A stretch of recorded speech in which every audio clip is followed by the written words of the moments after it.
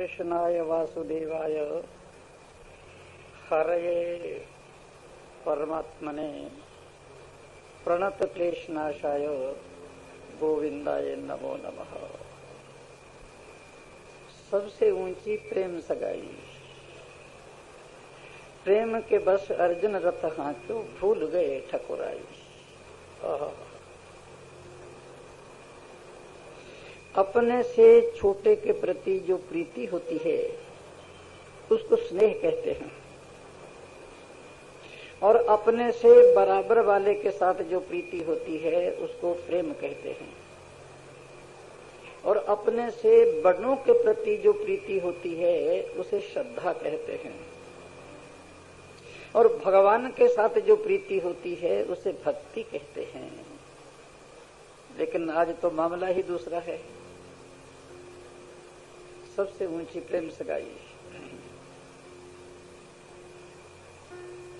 प्रेम सबसे ऊंचा है, सबसे निर्मल है, सबसे पवित्र है, सबसे स्वच्छ है, सबसे उज्जवल है,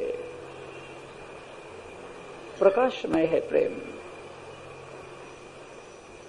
प्रेम से बड़ी कोई वस्तु संसार में है ही नहीं। जप से भी बड़ा है प्रेम, तप से भी बड़ा है प्रेम, पाठ से भी बड़ा है प्रेम, और पूजा से भी बड़ा है प्रेम, ज्ञान से भी बड़ा है प्रेम, और ध्यान से भी बड़ा है प्रेम, और तो और मोक्ष से भी बड़ा है प्रेम, और संन्यास से भी बड़ा है प्रेम। प्रेम का नाम ही प्रार्थना है, और प्रेम का नाम ही परमात्मा है। प्रेम ही मंदिर है, और प्रेम ही मस्जिद है, प्रेम ही चर्च है, प्रेम ही गुरुद्वारा है, प्रेम ही तीर्थ है, और प्रेम ही सत्संग है। सबसे ऊंची प्रेम सगाई। लेकिन लोगों ने प्रेम के महत्व को समझा नहीं, जाना नहीं है। देखो, परमात्मा प्रेम की छाया है। सबसे ऊंची प्रेम सगाई का अर्थ है परमात्मा प्रेम की छाया है। जैसे मनुष्य के साथ मनुष्य की छाया चलती है, ऐसे ही परमात्मा प्रेम के पीछे पीछे चलता है। अगर मनुष्य चलता है तो छाया चलती है, अगर मनुष्य बैठता है तो उसकी छाया बैठती है, अगर वो सोता है तो उसकी छाया छो जाती है। छाया का कोई अस्तित्व नहीं है। छाया मनुष्य के पीछे पीछे चलेगी, जहां जहां मनुष्य जाएगा वहीं वहीं मनुष्य की छाया जाएगी। इसलिए परमात्मा का प्रेम के आगे कोई अस्तित्व नहीं है। भूल जाओ इस बात को। जहां जहां प्रेम होगा वहां वहां परमात्मा को रहना ही होगा, जाना ही होगा। परमात्मा प्रेम की छाया है। अगर वस्तुतः आप में प्रेम है तो परमात्मा छाया की तरह आपके पीछे पीछे फिरेगा। आपको परमात्मा को ढूंढने की जरूरत नहीं है। परमात्मा आपके साथ साथ चलेगा, बैठेगा, खाएगा, पिएगा, सोएगा। अनुब्रजाम्यहं नित्यं पूजये तंघ्रि रेणु भी। क्या कहा है गोपियों से भगवान ने? भगवान गोपियों से कहते हैं, अरे ओ गोपियों, मैं तो तुम्हारे पीछे पीछे घूमता हूँ, नंगे पांव और नंगे सिर।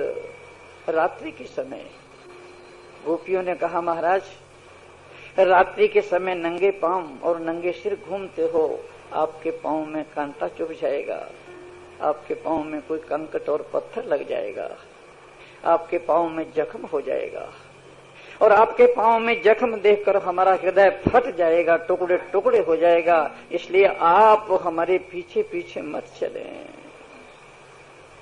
अनुब्रजाम्यहं नित्यं पूजये तंघ्रि रेणु भी। भगवान ने कहा, गोपियों, मैं तुम्हारे पीछे पीछे इसलिए फिर रहा हूँ कि तुम्हारे पांव की जो रज है, रेणु है, वो उड़ उड़ कर मेरे मस्तक पर पड़े तो मैं पवित्र हो जाऊं। ओह, सबसे ऊंची प्रेम सगाई। ये तुम्हारे पदचाप से उठी जो रेणु है, जो रज है, ये मेरे मस्तक पर पड़े और मेरे काले घुंघराले बालों पर पड़े और मेरे शरीर पर पड़े तो मैं पवित्र हो जाऊं, निर्मल हो जाऊं। गोपियों ने पूछा, आप में अपवित्रता कौन सी आ गई?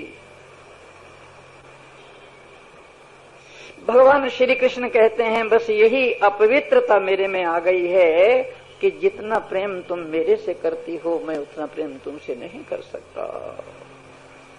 तुमने मेरे लिए घर छोड़ दिया, परिवार छोड़ दिया, मित्र छोड़ दिए, दोस्त छोड़ दिए। अरे यो गोपियों, तुमने मेरे लिए धर्म छोड़ दिया, अर्थ छोड़ दिया, काम छोड़ दिया, तुमने मेरे लिए मोक्ष भी छोड़ दिया, चारों पुरुषार्थों को तिलांजलि दे दी तुमने। भगवान श्री कृष्ण कहते हैं इसलिए मैं तुम्हारे और भगवान ने तो यहां तक भी कह दिया है गोपियों के मैं तुम्हारे प्रेम का ऋणी हूं। मैं तुम्हारे इस प्रेम से कभी भी ऋण नहीं हो सकूंगा। जन्मों जन्मों तक और युगों युगों तक मैं तुम्हारे प्रेम से ऋण नहीं हो सकूंगा। ये ऋण मेरे ऊपर बराबर बना ही रहेगा। भगवान ने कहा द्रौपदी को पुकारना पड़ा, ये मेरे पर बहुत बड़ा ऋण हो गया। प्रहलाद को इतने बड़े बड़े कष्ट और इतनी बड़ी बड़ी विपत्तियां सहनी पड़ी और मैं चुपचाप उन्हें बैठा देखता रहा, ये मेरे पर ऋण हो गया। 5 वर्ष का बच्चा ध्रुव एक टांग पर एक अंगुली पर खड़े होकर 6 महीने तपस्या करता रहा। क्या मैं सोया पड़ा था शेषशैया पर, ये मेरे पर ऋण हो गया। भगवान कह रहे हैं जिन जिन भक्तों ने मुझसे प्रेम किया मैं उनका ऋणी हूं और सदा ऋणी ही रहना चाहता हूं। सबसे ऊंची प्रेम सगाई, इसे ध्यान में रखना। जिस समय भगवान मथुरा से अक्रूर के रथ पर बैठकर वृंदावन से अक्रूर के रथ पर बैठकर मथुरा को आने लगे और गोपियों को मालूम पड़ा कि भगवान श्री कृष्ण को अक्रूर मथुरा में ले जा रहा है, गोपियों के झुंड इकट्ठे हो गए। हजारों गोपियां उस रथ के आगे लेट गई। गोपियों ने कहा ये रथ और ये रथ के पहिए और ये रथ के घोड़ों की चाप हमारी छाती को कुचलती हुई जाएगी, हम श्री कृष्ण को नहीं जाने देंगे। गोपियों के झुंड पड़ गए रथ के आगे। अक्रूर के हाथ से घोड़ों की रास छूट गई। रथ से नीचे आकर खड़ा हो गया अक्रूर और नीचे खड़े होकर बच्चों की तरह बिलख बिलख कर रोने लगा। श्री कृष्ण को कहने लगा ये रथ मैं नहीं हाँक सकूंगा। मुझे क्या मालूम था कि ये ब्रज और वृंदावन के आप प्राण हैं, आप यहाँ की आत्मा हैं और आप यहाँ के सर्वस्व हैं और आप ही यहाँ के जीवन हैं। अक्रूर ने कहा मुझसे पता नहीं था, मैं खाली रथ भले ही ले जाऊं पर मेरे से ये क्रूर कर्म नहीं होगा। बच्चों की तरह बिलक बिलक कर रोने लगा अक्रूर। भगवान श्याम सुंदर रथ से नीचे उतरते हैं। सबसे ऊंची प्रेम सगाई। रथ से नीचे उतरे भगवान ने गोपियों के आगे घुटने टेक दिए, मस्तक झुका दिया, अपना नाक जमीन पर लगा दिया और यूं अपना पीतांबर फैला दिया गोपियों के आगे। भगवान श्री कृष्ण कह रहे हैं गोपियों मेरे में जो भी सत्ता है, जो भी महत्ता है, मेरे में जो भी बल है, मेरे में जो भी शक्ति है, मेरे में जो भी ताकत है और मेरे में जो भी ऊर्जा है और मैं जो कुछ भी कर रहा हूं वो केवल आपके प्रेम के बल पर ही कर रहा हूं। भगवान कह रहे हैं मेरा ये सारा शरीर तुम्हारे प्रेम से बना हुआ है।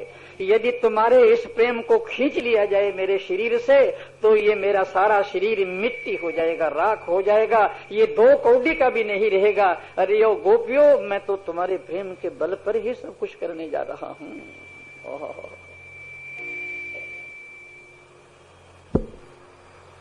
सबसे ऊंची प्रेम सगाई।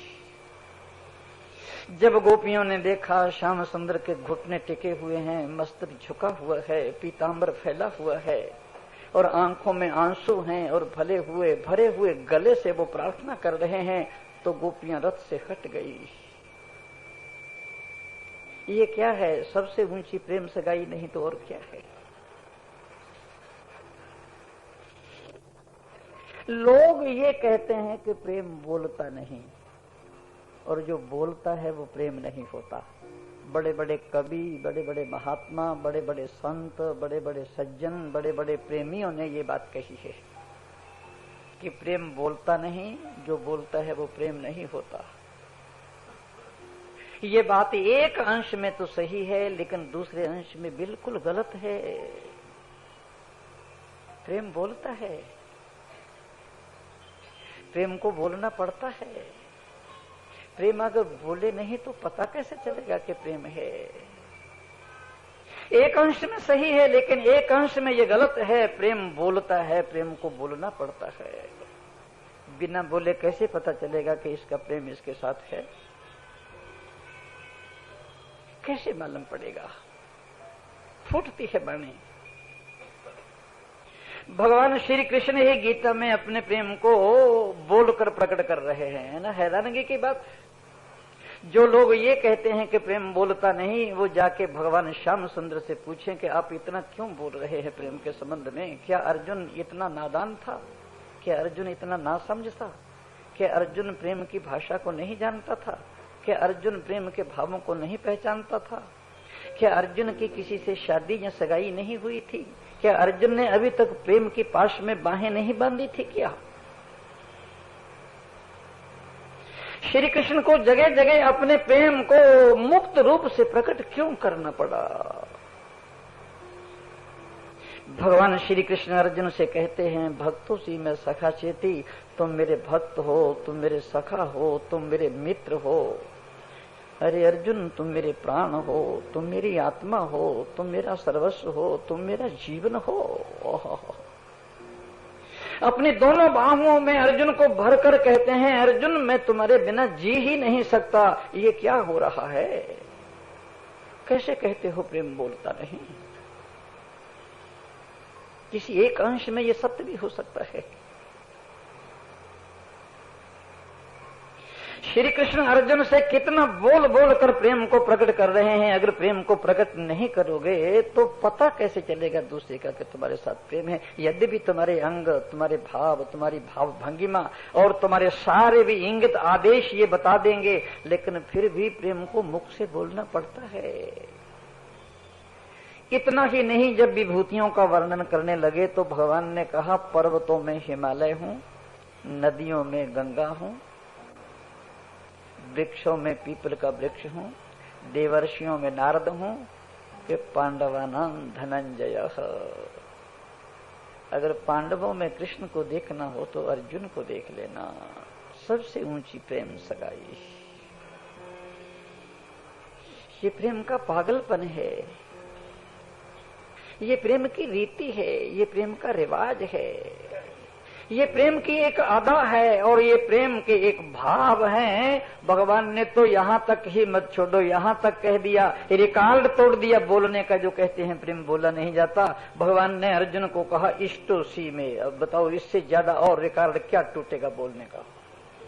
18वें अध्याय में भगवान ने जाकर कह दिया कि तुम मेरे इष्ट हो। इष्टो सी में, इष्ट किसे कहते हैं आप? जो आपके घर में प्रतिमा रखी है, जो मूर्ति रखी है, जिसके आप निरंतर चरण धोते हैं, चरणामृत लेते हैं, आरती करते हैं, भोग लगाते हैं, जिसके लिए मंगल गान करते हैं, वो इष्ट है। भगवान कहते हैं अर्जुन, सारा संसार मुझे इष्ट मानता है, मैं तुम्हें अपना इष्ट मानता हूं। इष्टो सी है। और महाभारत में तो यहां तक कहा है कि युद्ध के चौथे दिन श्री कृष्ण और अर्जुन दोनों ही कैंप में बैठे हुए बातें कर रहे थे। अर्जुन ने श्री कृष्ण से कहा कि श्री कृष्ण, यदि मैं इस युद्ध में मर जाऊं तो आप क्या करेंगे? भगवान ने कहा, कैसी बातें कर रहे हो अर्जुन तुम? तुम्हारे घोड़ों की ही रास मेरे हाथ में नहीं है, तुम्हारी जिंदगी की रास भी मेरे हाथ में है। इस युद्ध का कोई भी योद्धा और कोई भी शक्तिशाली महाबली योद्धा तुम्हारा बाल भी बांका नहीं कर सकता जब तक मैं तुम्हारे घोड़ों की बागडोर अपने हाथ में लिए हुए बैठा हूं। सबसे ऊंची प्रेम सगाई, प्रेम के बस अर्जुन अर्थां क्यों भूल गए ठकुराई।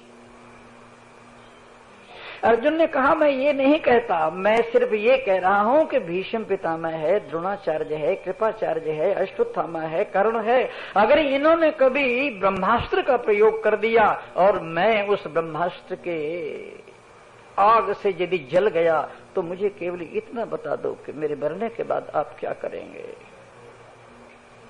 प्रेम बोलता नहीं है। भगवान ने कहा अर्जुन पहले तो ये संभव नहीं है, ये मुमकिन नहीं है, और यदि कदाचित तुम्हारा बाल बांका हो गया और ऐसी कोई घटना घट गई तो कृष्ण की अंगुलियों में सुदर्शन नाचने लगेगा और इस बूढ़ी वसुंधरा के अस्थि पंजरों को तांडव नृत्य करके मैं तोड़ डालूंगा, मैं पूरे संसार का प्रलय कर दूंगा और मैं महाभारत के योद्धाओं को मार दूंगा। मैं तुम्हारे बिना नहीं रह सकता। सबसे ऊंची प्रेम सगाई।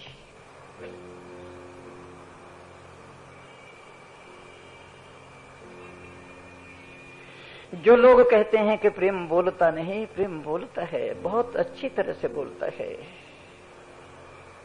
ये भी ठीक है कि प्रेम बोलता नहीं। किसका प्रेम नहीं बोला? मीरा ने अपने प्रेम को बोल बोल कर ही अपने भजनों में प्रकट किया है, वरना मीरा अपने हृदय में भी तो प्रेम को समा सकती थी। उसका प्रेम जब सरोवर की तरह उछला, जैसे बरसात के दिनों में सरोवर अपनी सीमाओं को तोड़ देता है और नदियां अपनी सीमाओं को तोड़ देती हैं और चारों ओर लगे हुए वृक्षों को भी अपने में लपेट लेती हैं, ऐसे ही मीरा का जब प्रेम कृष्ण के प्रति उमड़ा तो बोलने लगी भजनों में। मीरा ने कहा मेरे तो गिरिधर गोपाल दूसरो न कोई, जाके सिर मोर मुकुट मेरो पति सोई। ये मीरा ने बोलकर ही तो प्रकट किया है, बोली ही तो है मीरा। इतना ही नहीं, मीरा ने कहा मीरा गिरिधर हाथ बिकानी होनी होए सो होए। मैं तो बिक गई भगवान के हाथ में, अब जो होना है सो देखा जाएगा। ये बोलकर ही तो प्रकट किया जा रहा है, और है क्या। मीरा ने इतना ही नहीं कहा, मीरा ने तो कहा जो पहरावे सोई पहनूं और जो दे सोई खाऊं और जहां बिठावे तिति ही बैठूं, बेचे तो बिक जाऊं। प्रेम का अर्थ होता है समर्पण, पूर्ण समर्पण।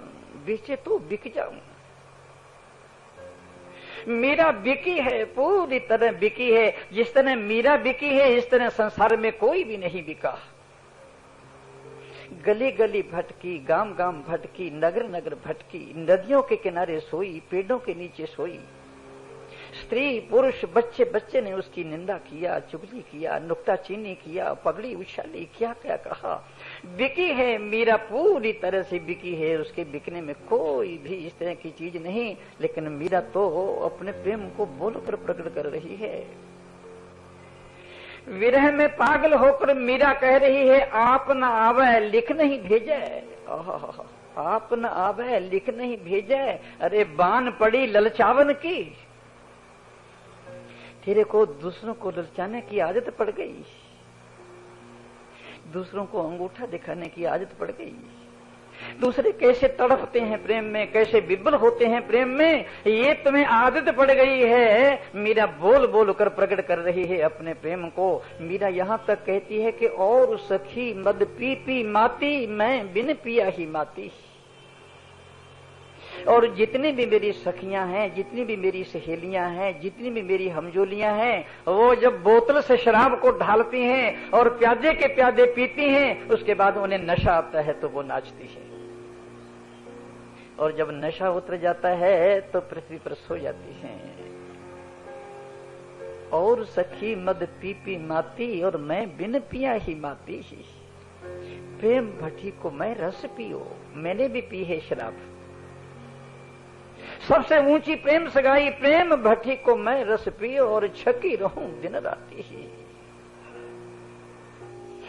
चैतन्य महाप्रभु क्या कह रहे हैं प्रेम के संबंध में। चैतन्य महाप्रभु तो बड़े गंभीर थे, बहुत गंभीर थे। वो अपने प्रेम को ज्यादा प्रकट नहीं करना चाहते थे वाणी से, लेकिन उन्होंने नाच नाच कर, झूम झूम कर, करतालें बजा बजा कर अपने प्रेम को प्रकट किया है। प्रेम छुपाए ना छिपाए, जा घट प्रगट होए, यद्यपि मुख बोले नहीं पर नैन देत हैं रोए। ये भी प्रेम के संबंध में ही है। चैतन्य महाप्रभु बोले नहीं, लेकिन उनके एक एक अंग से प्रेम फूटा। जगन्नाथपुरी में भगवान के मंदिर के सामने, गरुड़ स्तंभ के सामने खड़े होकर चैतन्य महाप्रभु भगवान को निहारा करते थे और उनकी आंखों से अविरल अश्रुओं की धारा बहती थी। गौर भक्तों का कहना है कि उसके नीचे एक कुंड था, उनके आंसुओं के जल से वो कुंड भर जाता था।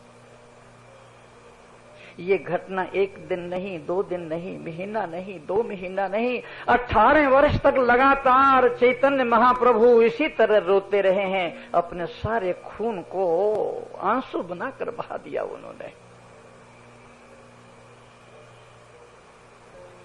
प्रेम बोलता है, चाहे कुछ भी कहो, बिना बोले प्रेम रहता नहीं है।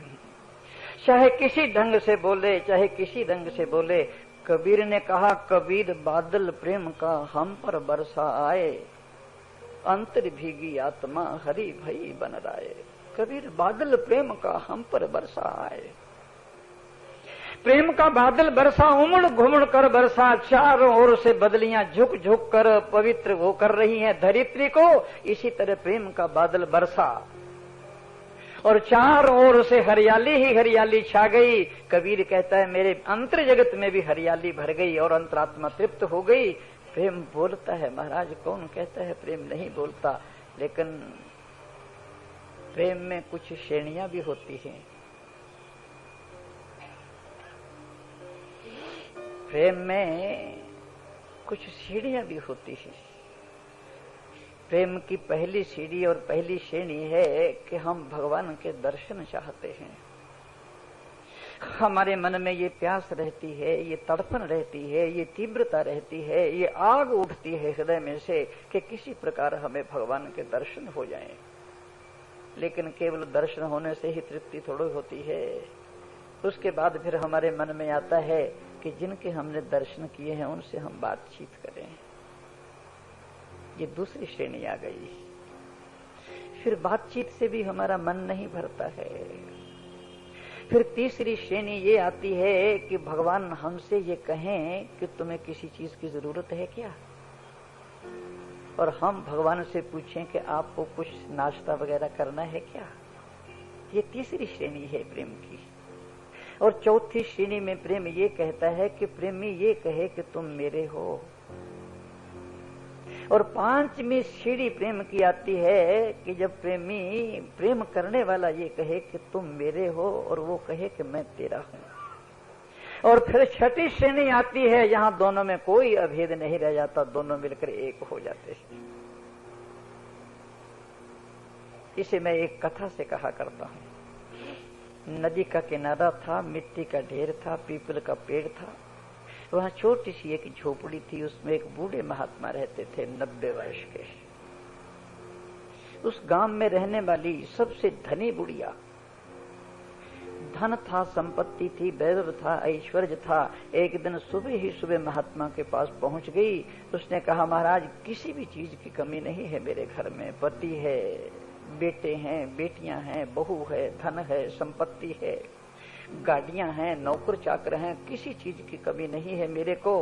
और बुढ़ापा मेरे बिल्कुल नजदीक आ चुका और किसी दिन मेरी अर्थी उठ जाएगी। अर्थी उठने से पहले मेरे मन में ये एक आकांक्षा है कि मुझे परमात्मा के दर्शन हो जाएं, बस केवल दर्शन। महात्मा ने कहा, अच्छा ठीक, कल तुम्हें दर्शन हो जाएंगे। प्रातः काल स्नान करके बैठी, रात भर उसे नींद नहीं आई। प्रकाश उमड़ा चारों ओर से, देखती है भगवान श्याम सुंदर नंद नंदन पीताम्बरधारी मुरली मनोहर।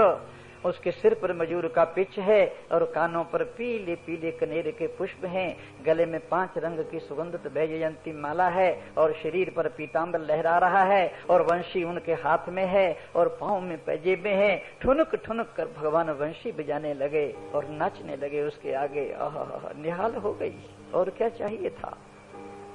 थोड़ी देर तक तो ये क्रम चलता रहा, फिर भगवान अदृश्य हो गए। बेचैन हो गई बुढ़िया, फिर महात्मा के पास गई कि महाराज आपकी इतनी कृपा, इतनी करुणा, इतनी दया, इतना अनुग्रह, और इतनी जल्दी भगवान श्याम सुंदर मेरे सामने प्रकट हो गए और नाचने लगे और वंशी बजाने लगे, लेकिन अदृश्य हो गए। भगवान अब एक बात की मेरी और मांग है। भगवान ने वंशी बजाई, नाचे, पर बोले नहीं कुछ। अगर वो बोल लेते तो कुछ हर्जा हो जाता है क्या उनका।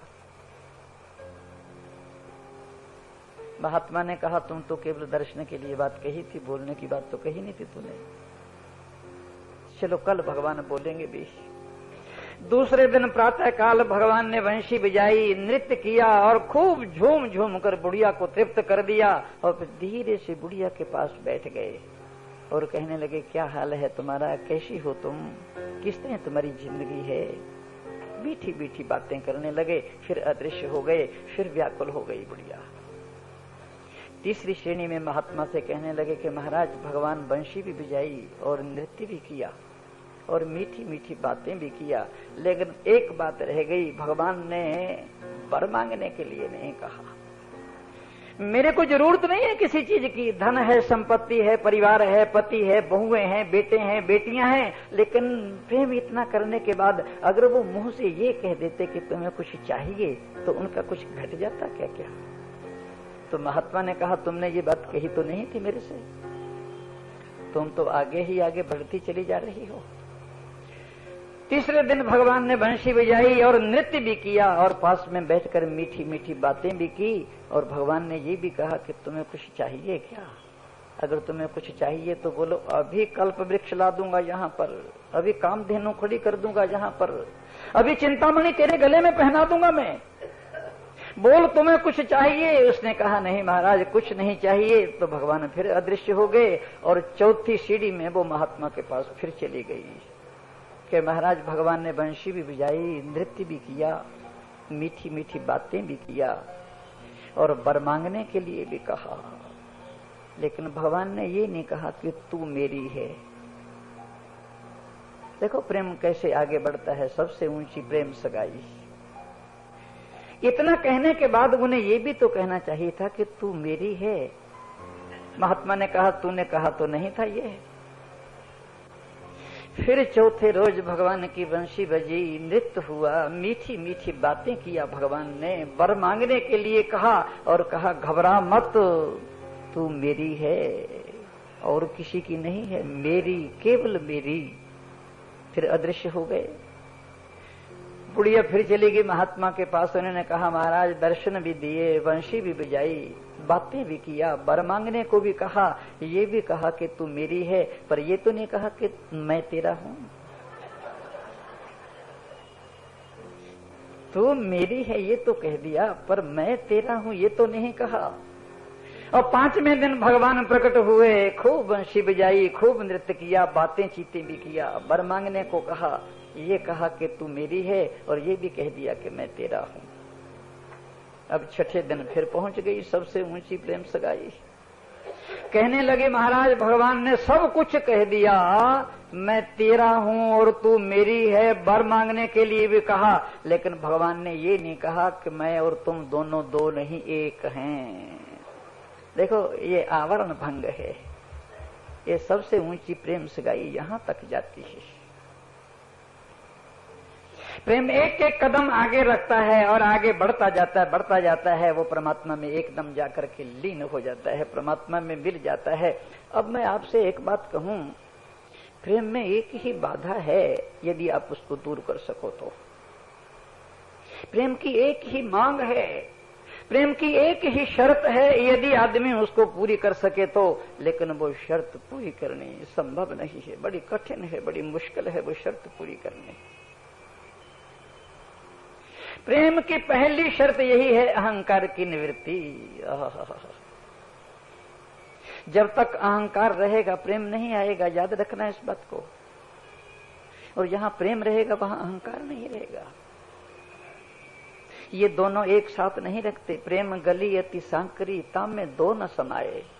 प्रेम की गली इतनी सांकरी है, उसमें दो नहीं आते। अरे प्रेम की गली सांकरी नहीं, बड़ी विशाल है, पूरे विश्व को अपने बाहों में ले सकती है। लेकिन सांकरी का मतलब है अहंकार और प्रेम दोनों इकट्ठे नहीं रहेंगे। ये पहली शर्त ही पूरी करनी कठिन है हमारे को। हमारे और परमात्मा के बीच में एक ही खाई है, एक ही खंदक है, एक ही दीवार है, एक ही पर्दा है, कोई नहीं। वो पर्दा अहंकार का है और कुछ नहीं। और अहंकार की निवृत्ति होती है तभी ये सारी की सारी चीजें होती हैं। अगर अहंकार है तो प्रेम नहीं है। देखो एक बात बताऊं आपको, 100 में से 99 मौके तो ऐसे हैं, 100 में से 99 लोग ऐसे हैं जो वस्तुओं से प्रेम करते हैं।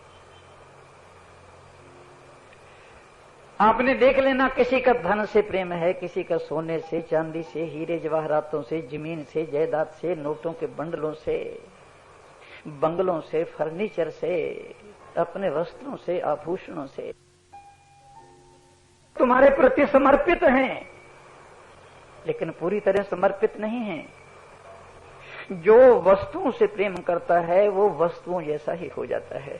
देखो, प्रेम की एक सबसे पहली नजर है, तुम जिससे प्रेम करोगे वैसे ही बन जाओगे। प्रेम जरा सोच कर करना, समझ कर करना, विचार करके प्रेम करना।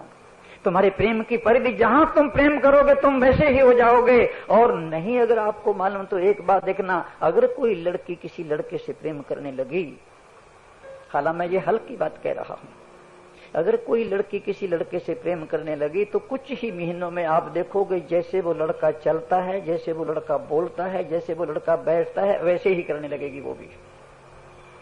अगर कोई लड़का किसी के एकांत प्रेम में पड़ गया, निश्चित ही कुछ दिनों के बाद वो लड़का भी उसी लड़के की तरह मीठी बाणी बोलने लगेगा, वैसे ही चलने लगेगा। एक दूसरे की छाया दूसरे पर पड़ती है। वस्तुओं से प्रेम करना ये बहुत नीचे का प्रेम है, निकृष्ट प्रेम है। ये कोई बहुत बड़ा प्रेम नहीं है। और 100 में से 99 लोग वस्तुओं से प्रेम करते हैं, लेकिन वस्तुएं तुमसे कोई प्रेम नहीं करते हैं। वस्तु कोई भी तुमसे प्रेम नहीं करती। तुम्हारी कार आज तुम्हारे हाथ में है, कल दूसरे के हाथ में चली जाएगी।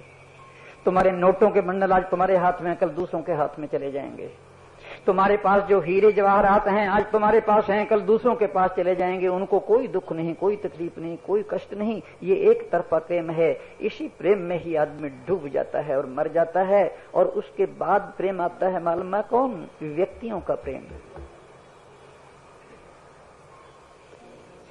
एक व्यक्ति का जब दूसरे व्यक्ति से प्रेम होता है, ये चेतन है, वो भी चेतन और ये भी चेतन। देखो, इस प्रेम में थोड़ा सौंदर्य है, इस प्रेम में थोड़ा संगीत है, इस प्रेम में थोड़ी सुगंधी है, इस प्रेम में थोड़ी मस्ती है, इस प्रेम में थोड़ी झूम है, थोड़ी तृप्ति है, थोड़ी प्यास भी है। इसमें कोई दो राय नहीं है। लेकिन ये प्रेम भी फीका पड़ जाता है महाराज। उधर से भी अहंकार रहता है, इधर से भी अहंकार रहता है। पति पत्नी को कहता है, जैसे श्री कृष्ण ने अर्जुन से कहा था ना, मामेकम शरणम ब्रज, तुम सब कुछ छोड़ छाड़ कर मेरी शरण में चले जाओ। तो पति पत्नी से कहता है, मामेकम शरणम ब्रज, तुम सब कुछ छोड़ छाड़ कर मेरी शरण में चले जाओ, समर्पित हो जाओ। और पत्नी कहती है, तुम मेरे को कहते हो, तुम ही मामेकम शरणम ब्रज, तुम ही मेरी शरण में क्यों नहीं आ जाते? पत्नी का भी अहंकार है और पति का भी अहंकार है। यहाँ अड़चन हो जाती है, बहुत खड़ी दीवार खड़ी हो जाती है। दोनों में अहंकार है, लेकिन पति उसको समर्पित करता है गर्दन से पकड़कर। बलपूर्वक कहता है कि तुम मेरी संपत्ति हो, तुम मेरा धन हो। लोगों ने भी सिखा दिया कि पत्नी तो संपत्ति की तरह, धन ही तरह है, पति जो चाहे करे। अब सारे ग्रंथ तो पतियों ने लिखे हैं, सारे ग्रंथ तो पुरुषों ने लिखे हैं, स्त्री ने तो एक भी ग्रंथ नहीं लिखा कोई। जैसे मर्जी लिखते गए, ये हमारी संपत्ति का मतलब है। जैसे बैल और गाय है, तुम बैल को जहां मर्जी बांधो, जहां मर्जी हटा दो। पत्नी तो उसकी तरह है, लेकिन पत्नी भी पति को अपने अंडर में लेना चाहती है, शरण में लेना चाहती है। वो चरण पकड़कर शरण में लेना चाहती है। उसका तरीका दूसरा है। वो पत्र लिखती है तो नीचे लिखती है, आपकी दासी, लेकिन व्यवहार से कोई प्रकट नहीं होता कि ये दासी है। और वो लिखती है और कहती है, आपके चरण रज, लेकिन उसके कर्तव्य से कोई प्रतीत नहीं होता कि चरण की रज है। यहाँ पर भी बहुत मुश्किल है, बड़ी दिक्कत है। दोनों ओर का अहंकार है। कोई भी आदमी अपने अहंकार को छोड़ना नहीं चाहता है। इसलिए सबसे बड़ी बाधा अहंकार है। जब तक अहंकार की निवृत्ति नहीं होगी और अहंकार की दीवार को बीच से हटाओगे नहीं, तो सबसे ऊंची प्रेम सगाई कैसे करोगे आप? पूर्ण रूप से समर्पित तो केवल परमात्मा के प्रति ही हो सकता है मनुष्य,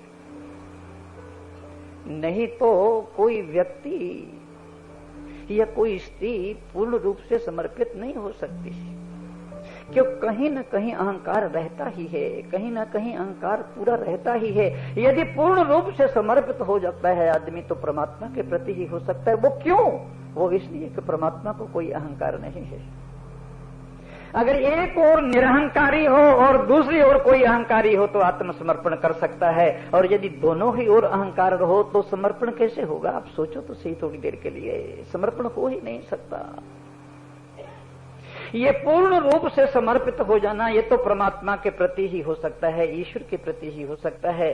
तो ये दीवार है महाराज अहंकार। विक्टोरिया साम्राज्ञी हो गई थी, बहुत बड़ा राज्य, बहुत बड़ी संपत्ति, बहुत बड़ी हुकूमत उसके हाथ में आ गई थी, लेकिन उसका विवाह जिससे हुआ था वो बिल्कुल मामूली आदमी था, बिल्कुल मामूली साधारण आदमी। अरे प्रेम तो जिससे लग जाता है उसको असाधारण कर देता है। प्रेम ये थोड़ी देखता है कि धनवान है, ये मुल्क है। प्रेम की तो यही चीज है, इसीलिए तो कहा सबसे ऊंची प्रेम सगाई है। प्रेम न रूप देखता है, न रंग देखता है, न धन देखता है, न संपत्ति देखता है। प्रेम प्रेम है। विक्टोरिया का प्रेम हो गया, एक दिन दोनों में चकचक हो गई, लड़ाई हो गई, तू मैं हो गया। उसका प्रेमी घर में आ गया और किवाड़ बंद कर दिया। विक्टोरिया राज्य का काम काज समाप्त करने के बाद जब गई तो दरवाजा बंद था, उसने द्वार थप पाया। भीतर से उसने कहा कौन? उसने कहा मैं हूं महारानी विक्टोरिया। उसने कहा द्वार नहीं खुलेगा। बड़ी बुद्धिमती थी, बड़ी समझदार थी। उसने तुरंत कहा नहीं नहीं तुम्हारी विक्टोरिया। द्वार खुल गया। विक्टोरिया ने पूछा पहले द्वार क्यों नहीं खोला? उसने कहा महारानियों के अहंकार के लिए प्रेम के द्वार पर कोई जगह नहीं है। एकदम अहंकार को नीचे करना पड़ेगा आपको। ये जो वस्तुओं का प्रेम है ये हमें बहुत नीचे धरातल पर ले जाता है। ये वस्तुओं का प्रेम हमारे भीतर किसी प्रेम की कोई शंका ही खत्म कर देता है। रात दिन वस्तुओं के प्रेम में पड़े हुए लोग क्या व्यक्तियों के प्रेम तक भी नहीं जा सकते हैं? चाखा चाहे प्रेम रस और राखा चाहे मान, एक म्यान में दो खड्ग देखे सुने न कान। तुम प्रेम भी चाहो और अहंकार को भी बचाए रखो, ये संभव ही नहीं है, ये मुमकिन ही नहीं है। गौतम बुद्ध के जीवन में एक छोटी सी घटना आई, बड़ी प्यारी घटना है, बड़ी मीठी घटना है। वो एक राजधानी में पहुंच गए। वहां के सम्राट को मालूम पड़ा कि गौतम बुद्ध मेरी राजधानी में आए हुए हैं। वो उसको मिलने के लिए चला उनको, तो उसके खजाने में, उसकी गोदरेज की अलमीरा में एक कोहे नूर हीरे जैसा हीरा पड़ा था। उसने वो ले लिया, ये गौतम बुद्ध के चरणों में चढ़ाऊंगा। जब हीरा लेकर चलने लगा तो उसकी पत्नी ने कहा कि ये पत्थर किस लिए उठाया है? उसने कहा इसको पत्थर कहते हो? कोहे नूर हीरे जैसा हीरा तुम्हारी दृष्टि में पत्थर है ये? उसने कहा तुम्हारी दृष्टि में और मेरी दृष्टि में कोहे नूर है, गौतम बुद्ध की दृष्टि में ये पत्थर है। पता नहीं कितने ऐसे कोहे नूर छोड़ करके आया है वो। इस पत्थर को क्यों ले जा रहे हो? यदि ले ही जाना चाहते हो, हमारे महलों के आगे जो सरोवर है, इस ऋतु का पहला कमल उसमें खिला हुआ है, वो कमल ले जाओ। गौतम बुद्ध हैं भी कमल की तरह। उसके दिमाग में बात आई, उसने कहा बात बहुत ठीक कही। इसीलिए आप लोगों को मालूम है महापुरुषों को हम कमल की उपमा देते हैं। आपके चरण कमल, आपके नयन कमल, आपके हस्त कमल। ये कमल की उपमा इसलिए दे रहे हैं कि कमल जल में रहता है, जल में उगता है, जल में जीता है, जल में ही मर जाता है, लेकिन जल को कभी टच नहीं करता, स्पर्श नहीं करता। उसने उस कमल को हाथ में ले लिया, लेकिन पत्नी से कहा कि हीरा भी ले जाऊंगा जरूर। ऐसा हीरा गौतम बुद्ध ने क्या उसके बाप ने भी देखा नहीं होगा। एक हाथ में उसने हीरा ले लिया और एक हाथ में उसने कमल ले लिया। गौतम बुद्ध एक नदी के किनारे मिट्टी के ढेर पर 10,000 भिक्षु से घिरे हुए बैठे थे। वो एकदम सहसा गौतम बुद्ध की ओर बढ़ा और हीरे वाला हाथ जैसे ही उसने गौतम बुद्ध की ओर बढ़ाया, गौतम बुद्ध ने कहा गिरा दो। बड़ी चोट लगी हृदय में, जख्म हो गए हृदय में। गिरा दो, कोहिनूर हीरे जैसा हीरा। यदि चढ़ा दो कह देता तो भी ठीक था, ये तो गिरा दो कहता है। लेकिन अब करे क्या? 10,000 भिक्षुओं की आंखें टंगी हुई हैं एकदम। वो देख रहे हैं क्या हो रहा। उसने चारों ओर देखा, चाहता तो नहीं था लेकिन उस हीरे को उसने गिरा दिया।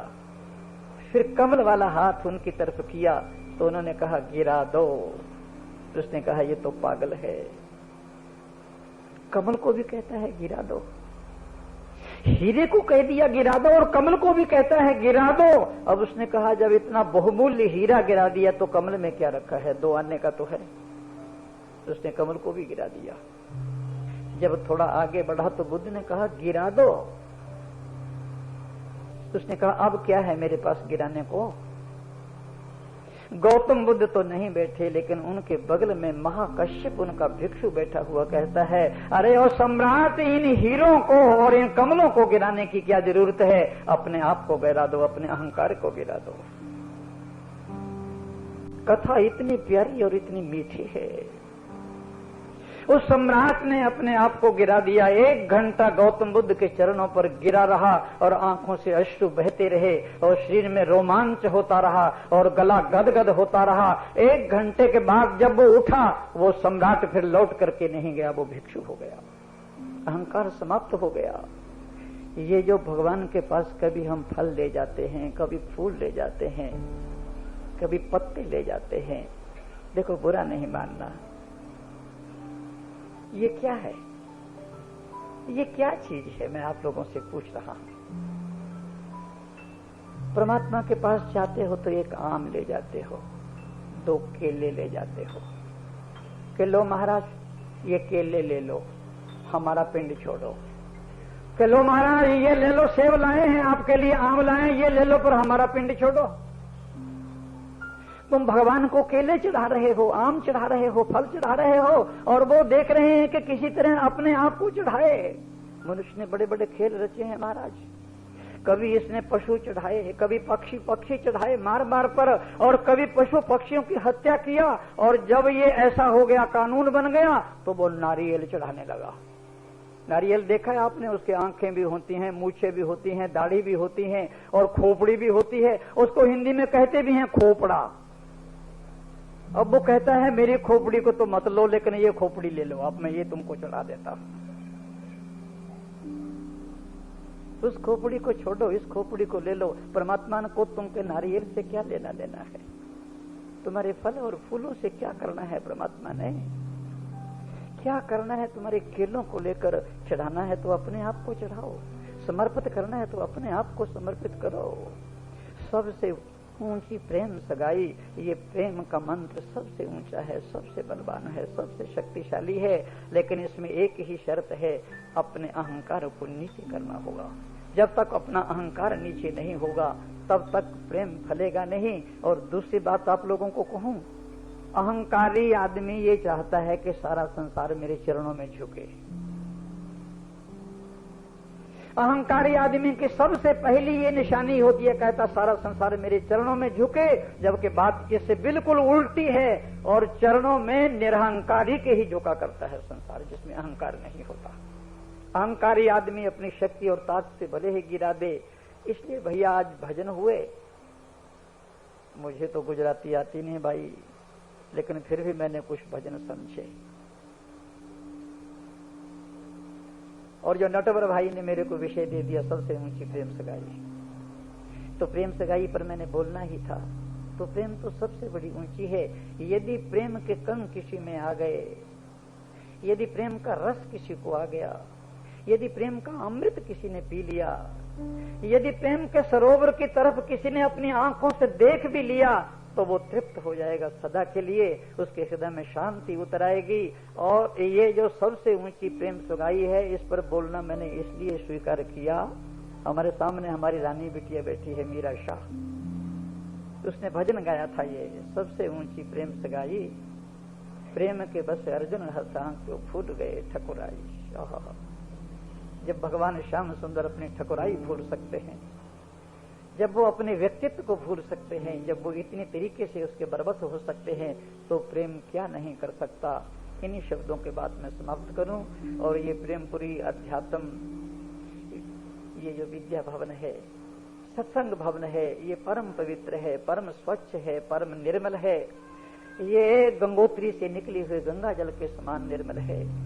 इसके नीचे आकर आप लोग कल्प वृक्ष की तरह, कामधेनु की तरह बहुत कुछ लेते हैं, लेकिन आज सबसे ऊंची प्रेम सगाई को लेना, अपने अहंकार को नीचे करना और प्रेम को ऊपर करना। हरिओम।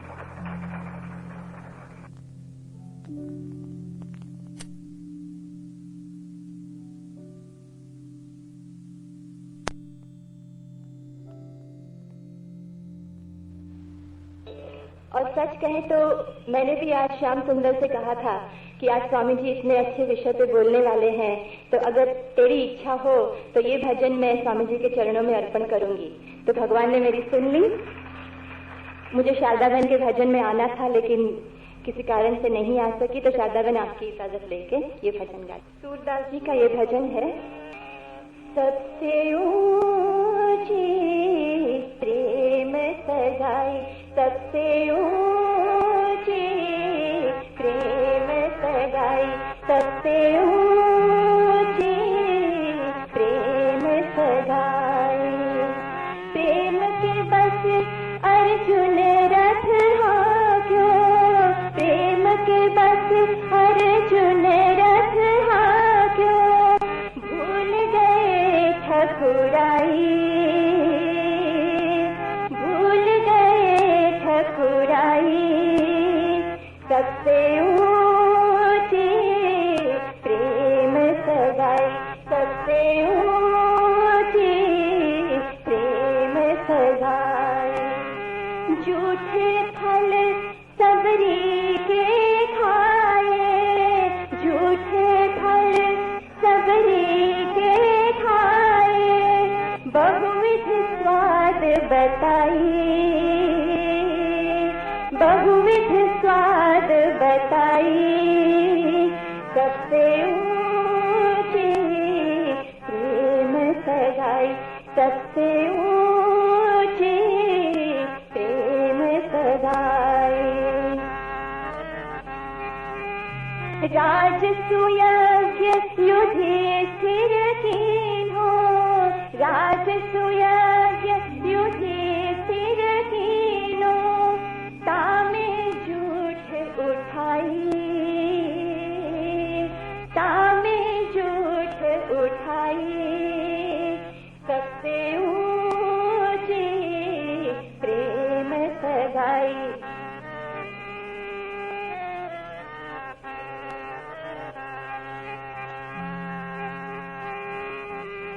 ऐसी प्रीति बढ़े वृंदावन, ऐसी प्रीति बढ़े वृंदावन, गोपियन नाच नचाई, गोपियन नाच नचाई। सबसे ऊंची प्रेम सगाई, सबसे ऊंची प्रेम सगाई, सबसे ऊंची प्रेम सगाई। प्रेम के बस अर्जुन रथ हाक्यो, प्रेम के बस अर्जुन रथ हाक्यो, भूल गए ठकुराई, भूल गए ठकुराई। सबसे ऊंची प्रेम सगाई, सबसे ऊंची प्रेम सगाई। सूर क्रूर इह नायक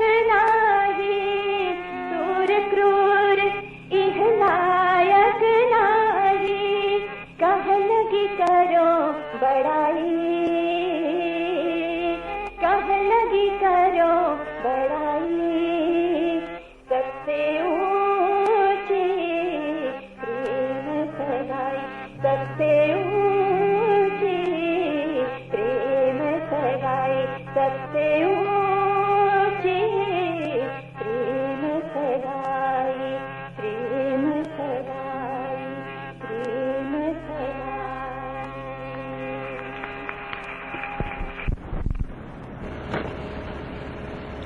रानी बिटिया मीरा शाह ने कितना सुंदर भजन सुनाया।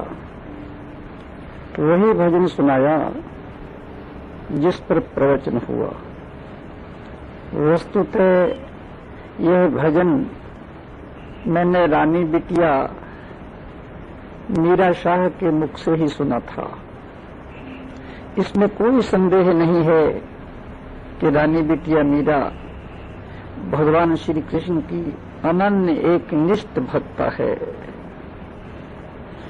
इसके कंठ में माधुर्य है, मिठास है, माधुर्य है, रस है, अमृत है। वस्तुतः तो प्रेम में ही रस है, प्रेम में ही मस्ती है, प्रेम में ही आनंद है, प्रेम में ही मोक्ष है। जिसने प्रेम को जान लिया उसने सब जान लिया। जिसने प्रेम को नहीं जाना उसने कुछ भी नहीं जाना। इस बात को ख्याल में ले लेना कि प्रेम ने कभी संसार में भूल नहीं की। प्रेम कभी भूल कर ही नहीं सकता। प्रेम से भूल होती ही नहीं। जितनी भी भूलें हैं सब अप्रेम में होती हैं।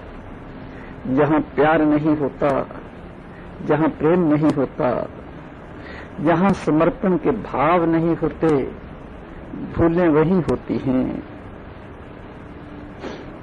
तुम केवल प्रेम करना सीख लो, बस फिर तुम्हें और कुछ सीखने की जरूरत नहीं। 2.5 अक्षर प्रेम के पढ़े सो पंडित होए। प्रेम का फूल जिस हृदय सरोवर में खिल जाता है वहां सुगंधी बिखर जाती है। आनंद से भर देता है प्रेम का फूल। उसके अतिरिक्त जहां जहां प्रेम के इस फूल की सुगंधी जाती है उसका सौंदर्य जाता है, उसका संगीत जाता है, उसका संगीत बजता है। वहां वहां रस बरसने लगता है। अनंत आनंद के झरने फूट पड़ते हैं। आपको मालूम है आप लोग कहां बैठे हैं? प्रेमपुरी में, प्रेम की नगरी में बैठे हैं, प्रेम की सराय में, प्रेम की महफिल में। हम उस नगरी में आन बसे जिसे प्रेम की नगरी कहते हैं। जहां मान नहीं, अपमान नहीं, तन ही तन है पर प्राण नहीं। जहां नींद का नामो निशान नहीं, दरिया मस्ती के बहते हैं। देखो ये प्रेमपुरी अध्यात्म विद्या भवन, इसका नाम है प्रेमपुरी। यहाँ न मान रह जाता है, न अपमान रह जाता है, न कोई बड़ा रह जाता है, न कोई छोटा रह जाता है, न कोई पंडित रह जाता है, न कोई अपंडित रह जाता है, न कोई धनी रह जाता है, न कोई गरीब रह जाता है। पूछो भक्तों से, पूछो नानक से, दादू से, कबीर से, मीरा से, चैतन्य से, सूर से, तुलसी से, नामदेव से, ज्ञानदेव से, तुकाराम से, नरसिंह मेहता से। पूछो कि आप लोगों ने परमात्मा को कैसे पाया, ईश्वर को कैसे पाया। वे सब एक ही उत्तर देंगे, प्रेम से।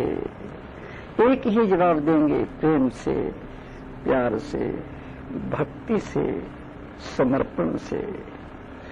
लेकिन प्रेम का मार्ग सरल भी है और कठिन भी है। सरल कम है, कठिन ज्यादा है। तलवार की धार पर नाचना है, नाचो तलवार की धार पर, खून की एक बूंद भी न गिरे, खून का एक कतरा भी न बहे। प्रेम को पंथ महान महा, कृपाण की धार पर धावन है। ये तो प्रेम का पंथ मार्ग बहुत महान है। रहमन क्या कहते हैं प्रेम के संबंध में? रहमन मोम तुरंग चढ़ी, चली वो पावक माह। प्रेम पंथ ऐसो कठिन, सबको निभत नाह। ये प्रेम का मार्ग ऐसा कठिन है, ऐसा दुरूह है।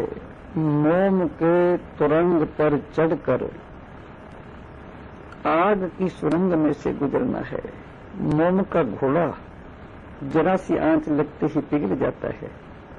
फिर उस मोम के घोड़े पर चढ़कर आग की सुरंग में से, आग की भट्ठी में से, अग्नि की ज्वालाओं में से गुजरना कितना कठिन है। प्रेम पंथ ऐसो कठिन, सबको निभत नाह। उन्होंने कहते हैं ये सबके बस की बात नहीं है, ये तो कुछ प्रेमियों के बस की बात है, जो प्राणों की बाजी लगाना जानते हैं, जो अपने जीवन को समर्पण करना जानते हैं, जिन्होंने अपने शीश को काटकर अपनी हथेली पर रख लिया है। कबीर ने कहा है, प्रेम न बाडी उपजे, प्रेम न हाथ बिकाए, राजा प्रजा जेहि रुचे, शीश दे ले जाए। कबीर कहते हैं, प्रेम कोई ऐसी चीज नहीं है जिसे तुम किसी बगीचे में या किसी बगिया में पेड़ पौधों की तरह, वृक्ष की तरह या लता की तरह पैदा कर लोगे। प्रेम ऐसी कोई चीज नहीं है। और प्रेम ऐसा भी नहीं है जिसे तुम बाजार में जाकर सोने से, चांदी से, हीरे जवाहरातों से किसी दुकान में जाकर खरीद लाओ। ये दुकान में खरीदने वाली वस्तु नहीं है। ये प्रेम तो ऐसा है, ये प्रेम तो ऐसा है, इसे कौन खरीद सकता है? प्राणों की बाजी लगाने वाला ही इसे खरीद सकता है। ये दुकानों में बिकने वाली चीज नहीं है। बस इसकी तो एक ही शर्त है, शीश दो और ले जाओ। अपना शीश दे दो और प्रेम को ले जाओ। शीश देने का क्या अर्थ है? शीश देने का अर्थ सिर काटना नहीं है। शीश देने का अर्थ है अहंकार की निवृत्ति, अपने अभिमान को गला देना, मिटा देना। कोई भी ले जा सकता है फिर, चाहे राजा हो, प्रजा हो, रंक हो, गरीब हो, अमीर हो, विद्वान हो, मूर्ख हो, सुंदर हो, असुंदर हो, कोई भी हो। बस अपने अहंकार को मिटा दो, गला दो और ले जाओ। पहले मरण कबूल कर, जीवन की छड़ आस, हो सर्व की ऋण का तब आओ हमारे पास। पहले मौत को कबूल कर लो, स्वीकार कर लो और जीवन की आशा छोड़ दो। सबके चरणों की धूल बन जाओ, सबके चरणों की रेणु बन जाओ, सबके चरणों की रज बन जाओ। सिर धर गली तली मेरी आओ, जो तो प्रेम मिलने का चाहो। अपने गर्दन को तलवार लेकर अपने ही हाथ से काटकर हाथ की तली पर रख लो और फिर प्रेम का मिलन हो सकता है।